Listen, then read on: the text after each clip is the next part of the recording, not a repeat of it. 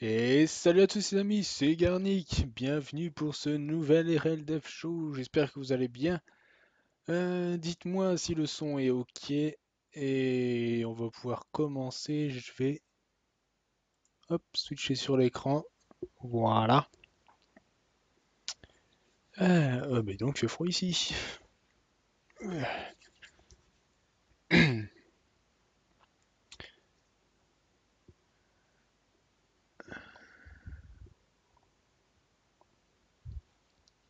C'est qui m'envoie un message au moment où je commence mon live.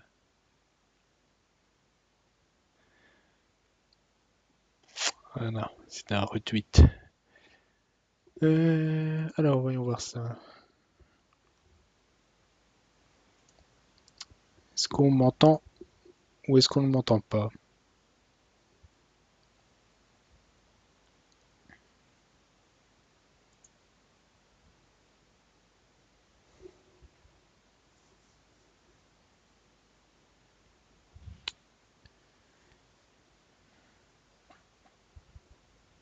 Ah, salut Phoenix. A priori on m'entend. Je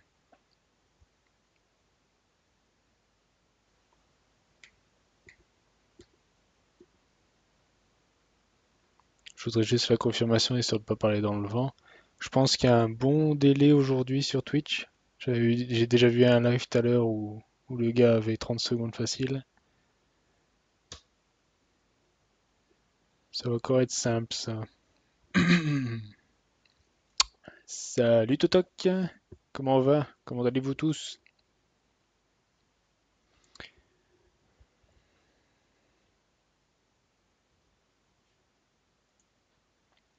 Il est pas là Dalek? Ah non, Dalek il est pas là. D'habitude Dalek il met son 5 sur 5 quand c'est ok.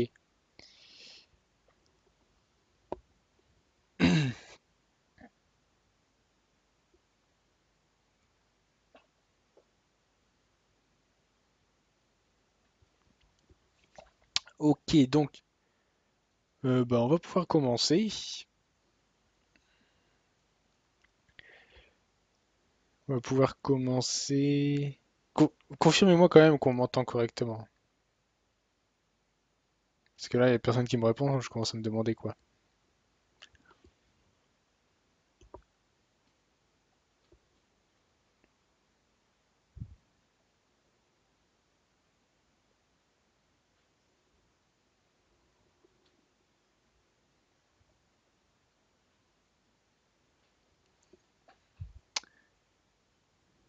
Ah, ok, on m'entend. Alors, t'as joué à Arma 3 et tu dis que c'est super cool. C'est. Ouais, c'est. Ah merde, c'est quoi déjà comme jeu? C'est simulation. Pas guerre, mais si, c'est un peu ça, simulation de guerre, c'est ça. Donc, on va commencer les Dev Show numéro 9, donc presque une démo de 2048 Dungeons. On y est presque. Alors, au sommaire de cette semaine, donc c'est encore un petit RL Dev Show, il n'y a pas énormément de choses à dire aujourd'hui, donc quand tout va bien, ça roule tranquillement. Donc on va voir un peu tout ce qui a été fait pardon, sur 2048 Dungeons. On va faire un petit retour sur les pistes de contrat dont je vous avais parlé la semaine dernière. Puis après, organisation de la semaine, les lives, les divers liens et la petite partie questions-réponses. Je devrais peut-être marquer ça dans le sommaire. Démo de quoi, Keno? Bientôt la démo de 2048 Dungeons.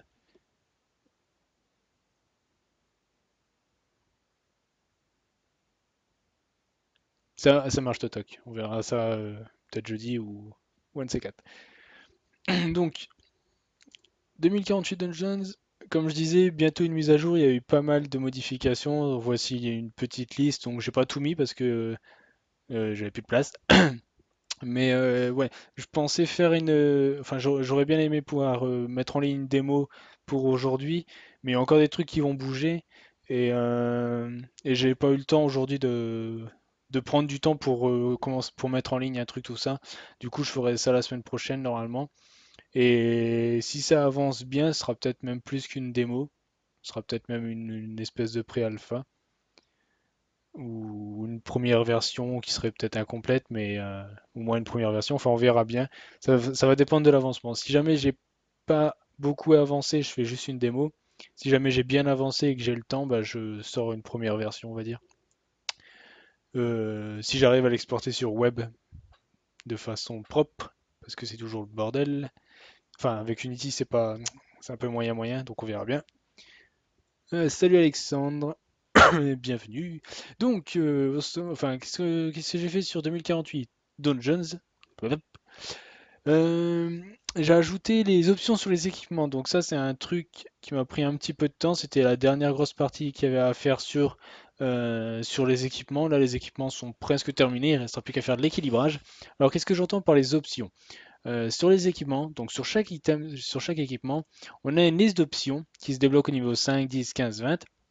En fait, ces options, on va pouvoir euh, enfin, ces options vont donner une statistique à l'équipement, une statistique supplémentaire, et elles vont pouvoir être relancées, régénérées en fait, en moyennant des golds qu'on obtient dans le jeu.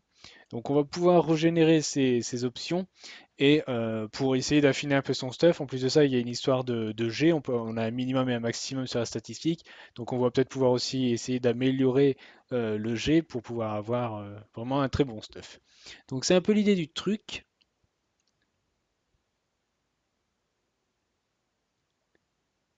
Bientôt on aura des pré-démos, ce sera un Trello. C'est ça, c'est vrai. C'est vrai que ouais, c'est vrai que les gens commencent vraiment de plus en plus enfin, ouais, c'est vrai ils vont de plus en plus, enfin, ils sortent un truc de plus en plus tôt. Voilà, je vais y arriver.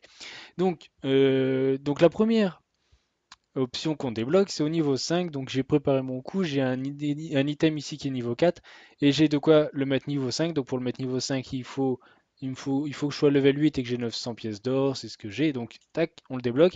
Alors la première fois, on a automatiquement enfin, quand on atteint le niveau rookie, la stat est automatiquement déverrouillée, donc il y a une première génération qui est faite.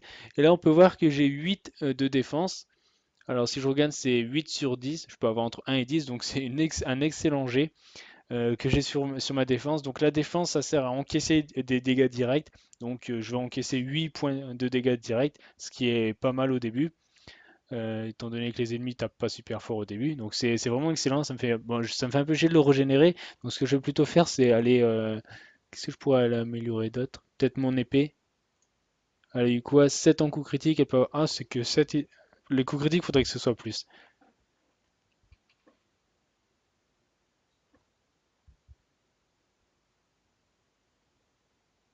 Ouais, c'est vrai, Madrid, il y a aussi ce truc-là de dire que. De sortir le truc pour avoir le retour des gens. Et il y a des jeux qui restent toujours en pré-alpha, c'est vrai. Donc bon, on va régénérer ça. C'est vrai que là, je devrais peut-être le noter. Je vais le noter d'ailleurs. C'est mon Trello.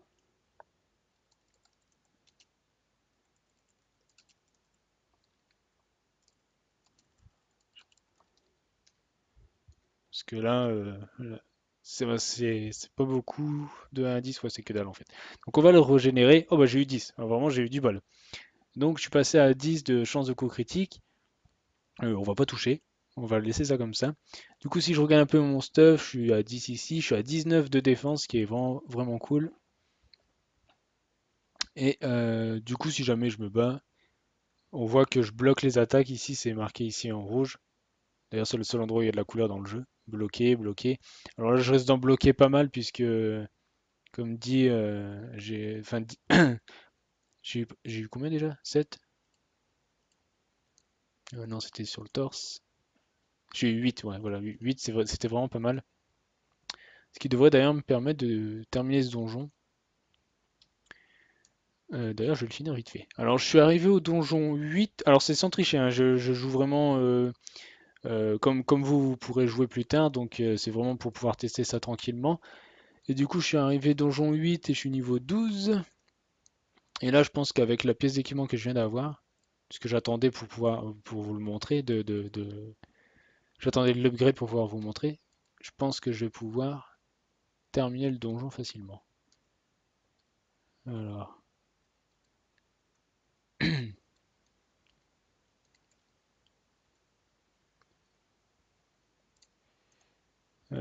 Hop. Ah, là je suis contre le boss, c'est pour ça que... Bah, je continue de bloquer ses attaques au boss. Ouais, donc ça m'a vraiment débloqué. J'étais un petit peu bloqué sur ce donjon-là. Voilà, j'ai tué le boss, du coup j'ai terminé le donjon numéro 8, et c'est tout bon. Hop.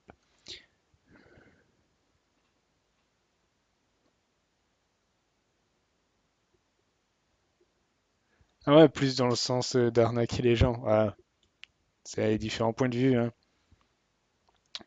C'est vrai que il y a des jeux qui sortent en pré-alpha, les gens l'achètent et puis il évolue peu et au bout d'un moment il finit peut-être par même être un peu abandonné.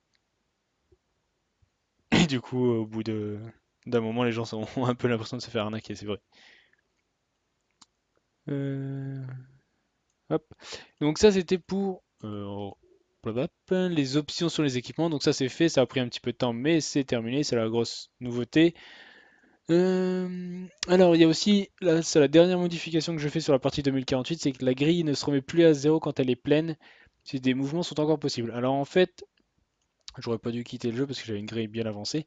Dans 2048, quand la grille est pleine, donc il n'y a plus une seule case de libre, si jamais vous pouvez encore faire des mouvements, donc fusionner des cases, la partie se termine pas parce que vous avez peut-être plus de place, mais vous allez pouvoir faire un mouvement qui va vous débloquer.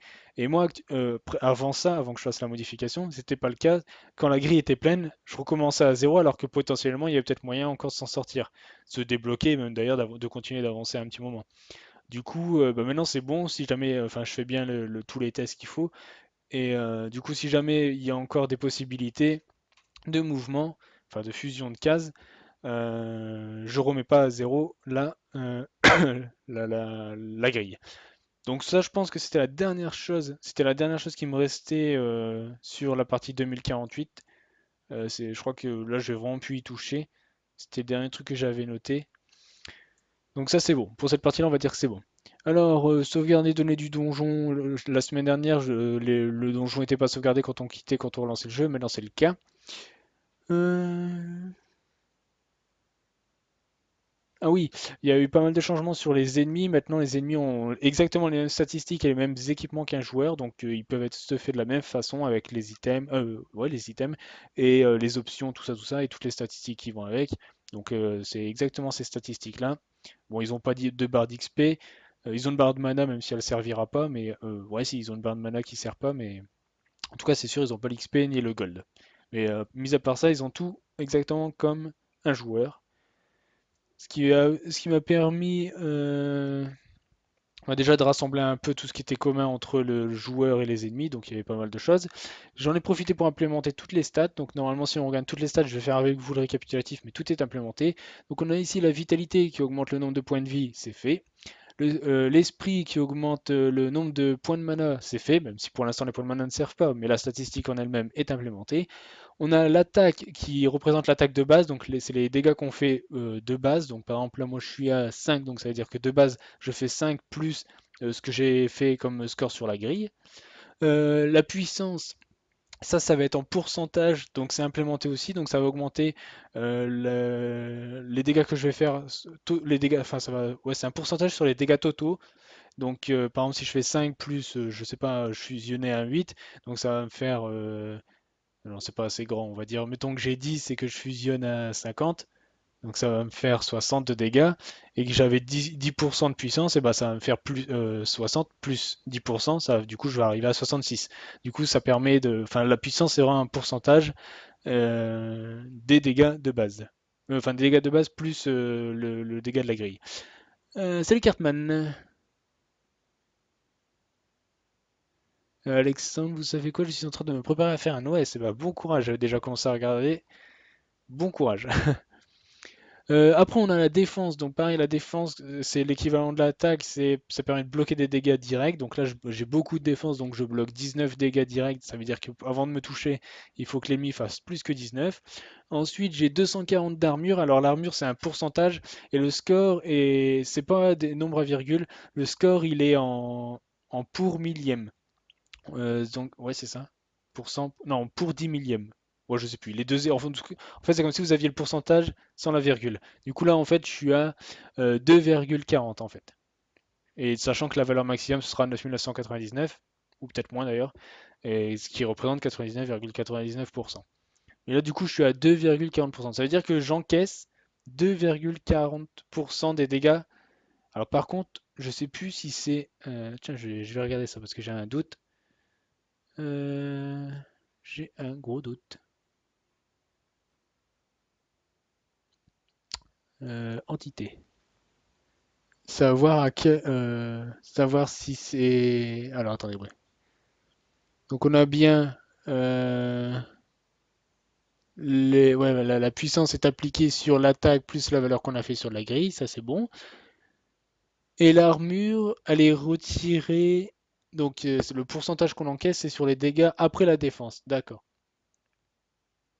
D'accord, ouais, ça reste logique. Donc ça veut dire que on a d'abord l'armure qui encaisse, et ce qui passe après, bon, on est à un pourcentage qui réduit. Donc là, il y a 2,40% réduit, ce qui est pas beaucoup. Alors j'ai vu enfin, en jouant un petit peu, je me suis aperçu que les pourcents, donc à savoir la puissance et l'armure, ça va pas avoir beaucoup d'utilité au début du jeu, mais plus on va avancer, plus les chiffres, les dégâts et les coups qu'on va prendre vont être gros, vont être importants. Du coup, là, ça va être intéressant d'avoir des pourcentages plutôt que d'avoir de simples valeurs qui vont devenir de moins en moins intéressantes. Donc, en début de jeu, on va avoir plus tendance à booster l'attaque et la défense, et après, peut-être plutôt la puissance et l'armure.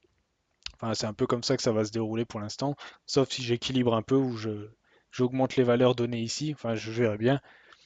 C'est encore, ça demande encore de l'équilibrage. Et la dernière stat qu'on a ici, c'est les chances de coups critiques. Les coups critiques, pareil, sont implémentés. Donc là, j'ai 0,1% de chance de faire un coup critique, donc je ne ferai pas voir ça en live ce soir, ça va pas, j'arriverai pas à le faire voir. Mais en fait, ce que ça change, c'est les dégâts de la grille plus, alors c'est, ouais, les dégâts totaux de tout ce qu'on a fait, donc dégâts, enfin le score sur la grille plus les dégâts de base multipliés par la puissance, ouais c'est ça, multiplié par la puissance, tout ça multiplié par 2, ça fait votre coup critique. Donc un coup critique, c'est un x2 sur tout ce qu'on allait faire comme dégâts. Et puis c'est au lieu d'être affiché en rouge, c'est affiché en jaune orangé. Donc ça c'est le coup critique, je peux pas trop vous le montrer hein, puisque là j'avais pas un perso qui a beaucoup de coups critiques. Ah bah voilà, je viens de le dire ici, ajout des coups critiques. Premier essai d'icône pour le joueur, donc j'ai fait un petit icône pour le joueur, donc il est très pixel art, il est vraiment fait sur pas grand chose, mais en même temps j'ai pas beaucoup de place et même là je dépasse un petit peu. Alors ça reste un petit icône, ça a peu d'importance. Est-ce que je le changerai, est-ce que je l'améliorerai, je sais pas encore, je verrai bien. C'est un petit bonhomme avec un casque qui tient une épée et un petit bouclier. C'est très très light. Sur ça, du coup, je me suis un peu basé sur ça pour faire une espèce de... Bah là, c'est censé représenter un gobelin.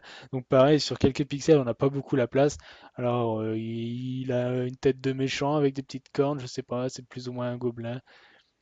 Pareil, j'ai essayé de me creuser la tête à faire un truc, puis après je me suis rendu compte que ça restait des icônes, ça avait peu d'incidence sur le reste, mais j'essayais de faire quand même les icônes pas trop moches. Premier essai de génération, ah oui, suivant, donc premier essai de génération d'ennemis avec ses équipements. Donc comme je disais, les ennemis maintenant ont des équipements, enfin on se comporte plus ou moins comme un joueur, donc ils ont des équipements. Et alors, comment ça se passe? Comment on initialise leur stuff? Alors, voilà, déjà, alors, en fonction de leur niveau, donc tous les 5 niveaux, donc à partir du niveau 5, 10, 15, 20, etc., etc., on va initialiser déjà tout leur stuff à un certain niveau. Donc là, entre niveau 1 et 4, il n'y a rien. Et à partir de 5 à 9, tout leur stuff sera initialisé au niveau 1. Donc c'est ce que je fais ici, hein. Je divise par 5 pour savoir combien de multiples de 5 j'ai. Et si j'ai différentes zéros, pour chaque item, je les améliore autant de fois que nécessaire. Donc ça permet de commencer avec un stuff de base en fonction du niveau du méchant, enfin du monstre, de l'ennemi.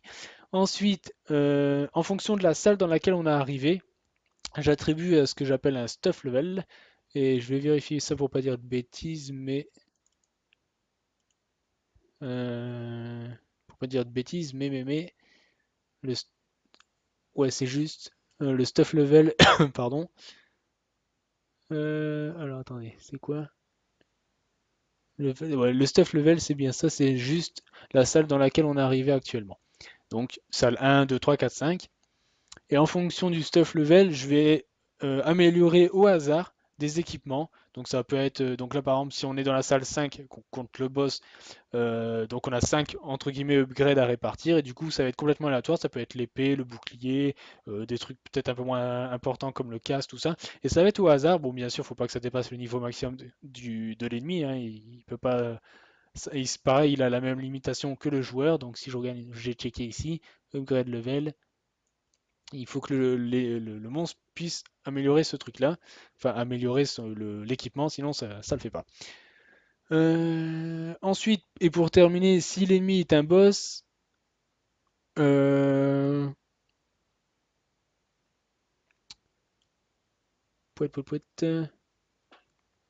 c'est ça. Si l'ennemi est un boss, on réincrémente tout de 1, si possible.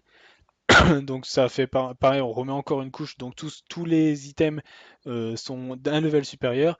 Et on met au level maximum l'épée. Le niveau maximum l'épée possible. Donc c'est pour que les boss tapent un peu. Au moins ils ont leur épée qui est au niveau maximum. Donc potentiellement ils vont taper assez fort. En tout cas, le plus fort qu'ils puissent. Donc ça c'était pour la génération des... Oups, je fais une bêtise. Des équipements des ennemis. Donc c'est un premier essai, mais pour l'instant ça a l'air de fonctionner à peu près comme il faut. En tout cas, ça donne un truc assez équilibré. Les ennemis sont pas trop faciles à battre ni trop durs. Donc ça va peut-être rester comme ça. Ensuite, qu'est-ce que j'ai ajouté? Support des langues, donc à savoir, avant il y avait, enfin je mettais les chaînes de caractères, je les mettais tout en majuscule, ce qui signifie que c'était temporaire, donc maintenant c'est dans un fichier de langue. Donc si je peux vous faire voir ça vite fait, si jamais je regarde dans mes ressources, on a ici l'anglais, et du coup il y a tout qui est traduit, donc donjon ça se traduit dungeon, puis bon, enfin, bref, on a toutes les chaînes de caractères affichées à l'écran qui sont dans ce fichier-là. Et alors j'ai repris le système que j'avais codé pour Good Guys Always Win qui marchait plutôt bien. Et en fait, si jamais je veux rajouter des traductions dans mon dossier localisé de texte, il suffit que je rajoute French.txt, un truc comme ça, je crois, et que je reprenne tout ce fichier-là et que je traduise. Donc dungeon, ça deviendrait donjon, etc. et tout. Et dans le jeu, ça va se mettre à jour sans que j'ai rien à faire. Enfin, sans que j'ai de plus à faire. Donc par exemple, ce que je peux montrer, c'est la stat unlocked at level 5. Ça, c'est une chaîne qui se trouve dans le fichier, qui se trouve ici, voilà.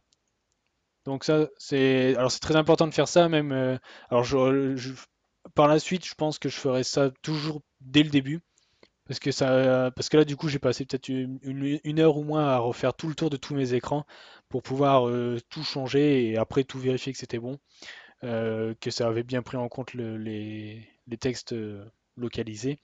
Et je pense que du coup, le prochain jeu que je le fais dès le départ. C'est un petit peu chiant de le faire dès le départ, enfin ça rajoute un petit peu de trucs à faire, mais au moins on est tranquille par la suite. Donc ça, hop, hop, maintenant c'est fait, donc ça veut dire que quand le jeu sera complètement terminé, tac, je crée le fichier french.txt, je copie tout le truc, je traduis en français, et on a le jeu en français et en anglais. Ensuite, ah oui, et ça c'est un petit détail, mais c'est vachement pratique, c'est quand on a des pop-up qui s'affichent, donc là je vais essayer je vais jouer jusqu'à avoir une pop-up, donc soit gagner le combat, soit le perdre. Voilà, j'ai gagné le combat. À chaque fois, quand on joue avec les flèches, c'est chiant, on devait reprendre la souris pour aller cliquer sur OK, tandis que là, je peux juste cliquer sur Entrée, ça ferme la pop-up en cours. C'est un petit détail, mais franchement, c'est quand on est en train de jouer, qu'on est concentré, ça permet d'avancer, enfin d'avancer plus vite et de pas être trop interrompu, surtout de pas lâcher sa souris. Donc c'était plutôt pratique. Puis après, il y a eu plein de petits autres trucs, des petites modifications et corrections que j'avais vues.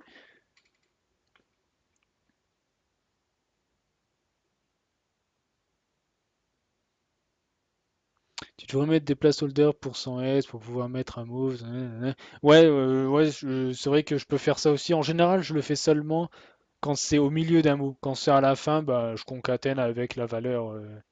Donc là, par exemple, quand je suis à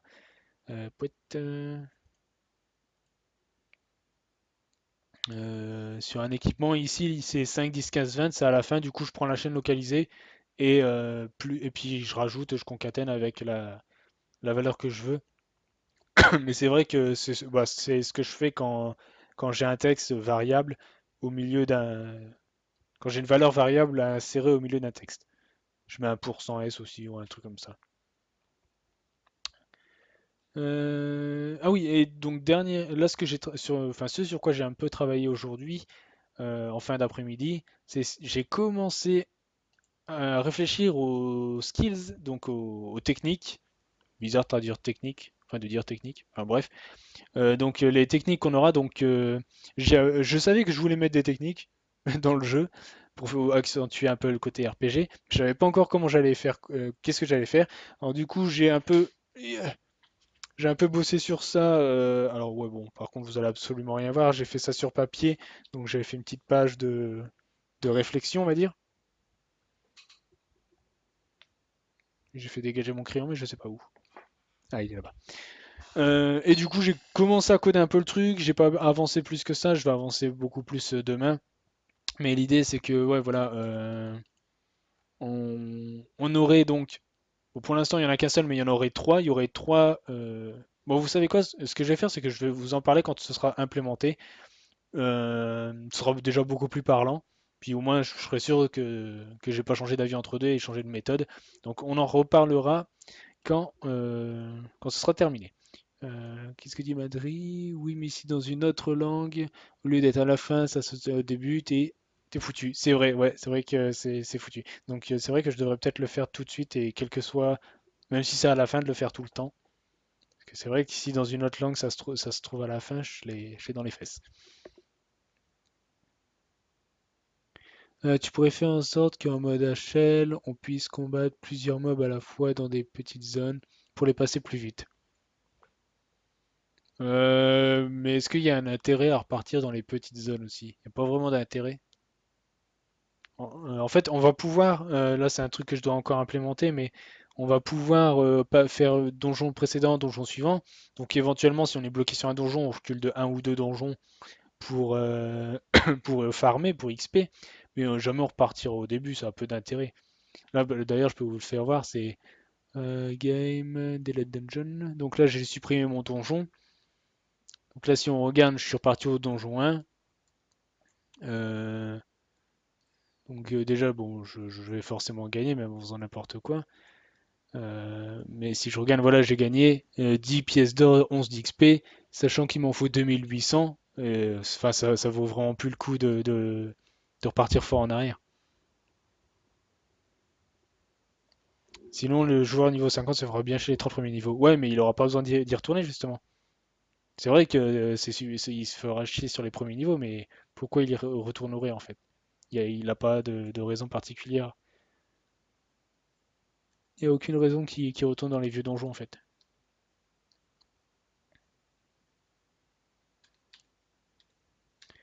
Ok, donc ça c'est bon.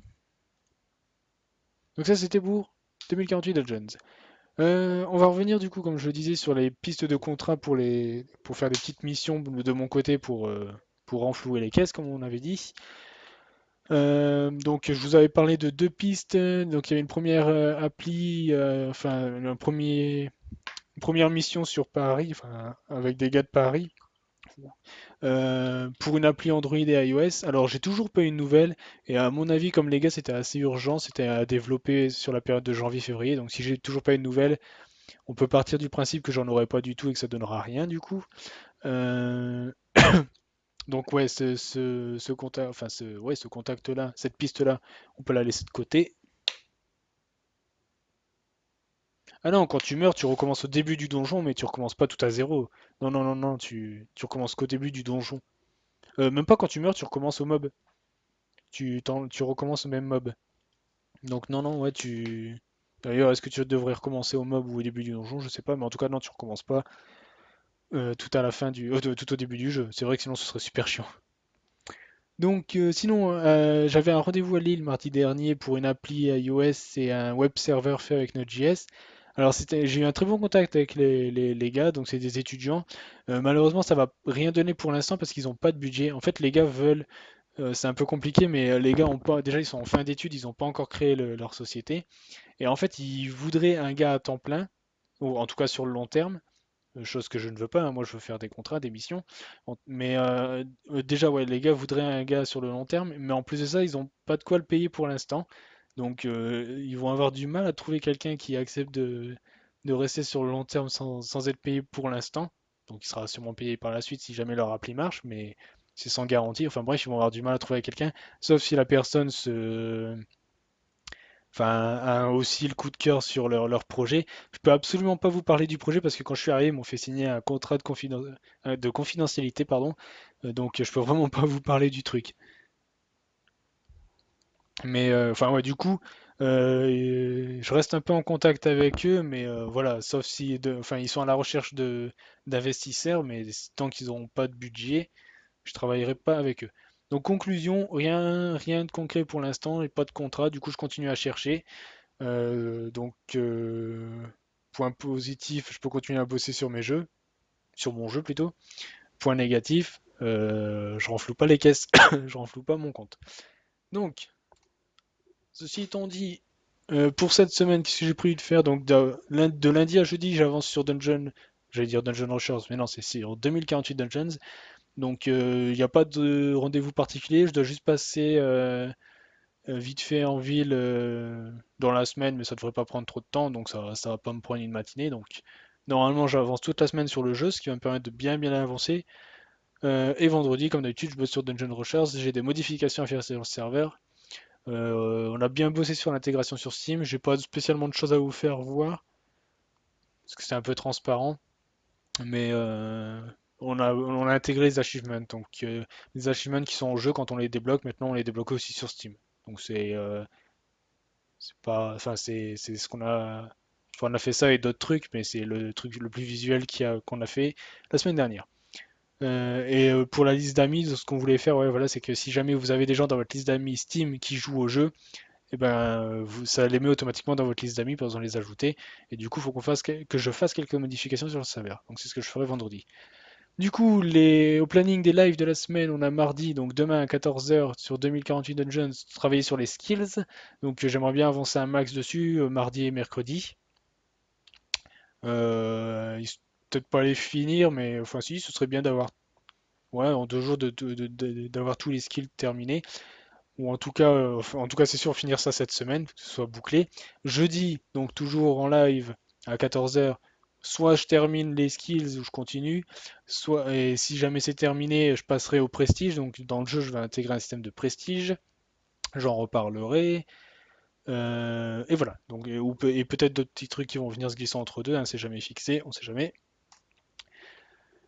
Donc voilà pour ce petit RL Dev Show. Donc petite demi-heure, il n'y avait pas, pardon, il n'y avait pas énormément de choses à dire. Comme d'habitude, si jamais vous n'êtes pas. Ah, tiens, en parlant de ça, d'abonnés, j'ai vu. Enfin, j'ai loupé un truc tout à l'heure. Il y a quelqu'un qui s'est abonné qui est Mister Bad Goat. Bienvenue à toi. J'espère que tu n'es pas parti entre deux.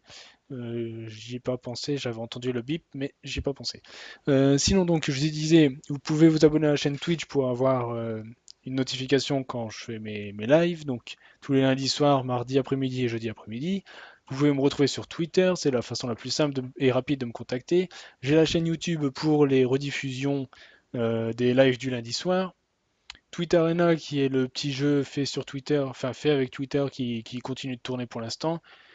Dungeon Rushers, c'est le jeu sur lequel je travaille avec le studio Goblin Studio qui va sortir sur Steam fin du trimestre en Early Access.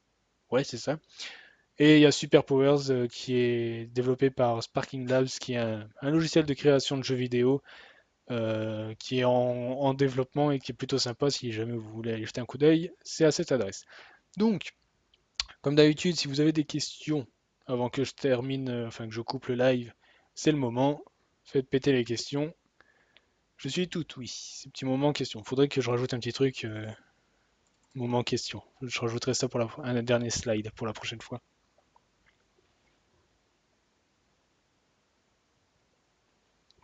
Si ça te dit, tu peux m'aider à faire mon OS.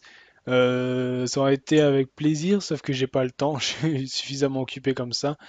Euh, tu fais ça juste pour le fun, t'as pas d'objectif particulier, tu comptes pas réaliser un vrai OS et l'utiliser. Enfin, ça prend des années à faire un vrai OS utilisable. C'est juste comme ça pour le délire. J'avais trouvé une base d'OS. Alors c'était enfin il y avait toutes les sources, hein, mais la base, elle permettait de compiler du C. Donc en fait, tu avais ton OS et tu pouvais travailler dessus en C. Bon après, je suppose que pour tout le matos, il fallait faire de l'assembleur, mais ou peut-être même pas d'ailleurs. Mais ouais, ça permettait de travailler en C dessus. Et du coup, bah, c'était très bas niveau, hein. Quand tu bootais, t'avais juste je sais même plus ce qu'il y avait. Peut-être une ligne de commande. Je sais même pas. Non, je crois qu'il y avait rien du tout. Je sais même plus. Enfin bref, faire un OS, faut y aller quoi, c'est costaud. Même une distrib de Linux, donc c'est prendre un Linux et puis faire un package avec des trucs et tout, ça prend beaucoup de temps alors. Alors un nouveau follower qui s'appelle Menu. Menu. Bienvenue à toi. Faudrait que je trouve un moyen pour que ça s'affiche plus en haut à droite de mon écran là-bas, tout là-bas, pour, euh, pour le voir plus facilement. Enfin bref.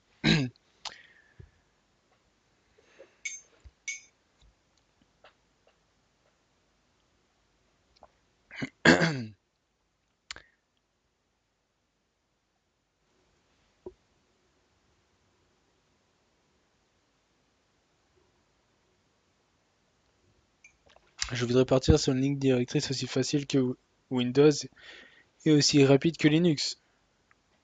Eh ben bon courage. T'en as pour un moment, je pense. Ouais, ça va être. Parce qu'on a beau cracher sur Windows pour le fait que ce soit aussi facile, c'est quand même qu'ils ont beaucoup d'années d'expérience derrière et que Windows fait quand même, enfin l'OS fait quand même énormément de taf pour que l'utilisateur ait pas grand-chose à faire. T'es parti pour un bon moment là, je crois.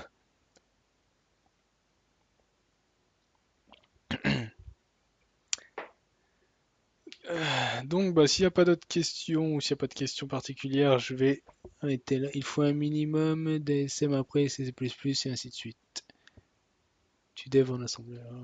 Ouais, c'est ça, ouais. Tu fais un peu de niveau, enfin d'hardware, enfin de interprétation d'hardware, je sais plus comment on appelle ça, bah, de l'ASM, voilà. Et, euh, et après, ouais, c'est C++. Et bah bon courage. En plus, ouais, du C++, moi j'en fais plus, donc bon courage.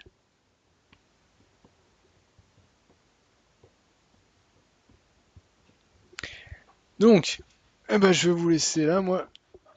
Donc, comme d'habitude, hein, je vous donne rendez-vous demain après-midi si ça vous botte, sinon la semaine prochaine.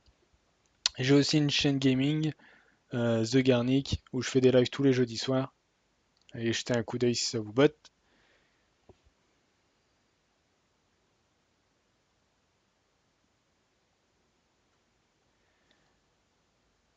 En tout cas, merci à tous d'être venus. Je vous dis à la prochaine. Bonne soirée et salut à tous!